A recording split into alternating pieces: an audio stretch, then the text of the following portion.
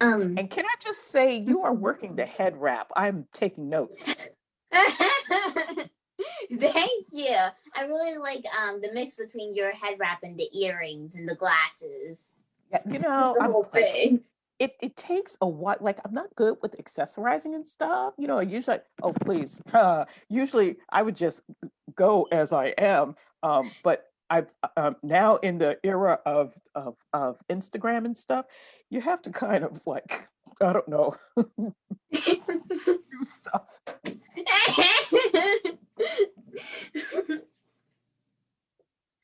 What do you feel is the purpose of the One Crazy Summer trilogy?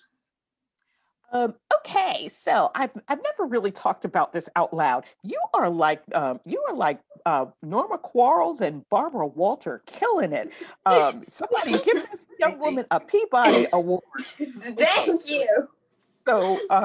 so here's the truth about the One Crazy Summer trilogy. Um, I always want us to think that if we ever want to really talk about the where we are as a people today, where African American families are, where our neighborhoods are, um, that somewhere in those three books there are answers.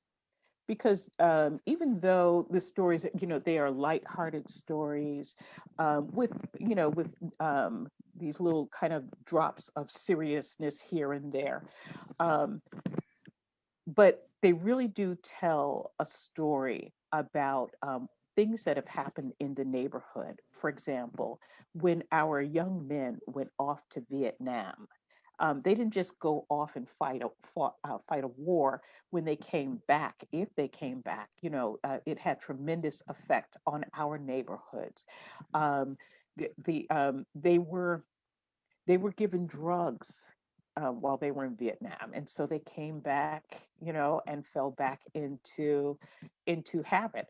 They a, a lot of young men did not come back. So there are the ghosts of empty spaces, of people, of families that were supposed to be, of male figures, uncles, fathers, big brothers that were not there. And so that made these gaps in the neighborhood. So there's a lot of that. I usually don't talk about that myself because I always say that's really for the reader to know. But since the hardworking reporter, journalist, has drilled those questions into me, I have no choice but to answer.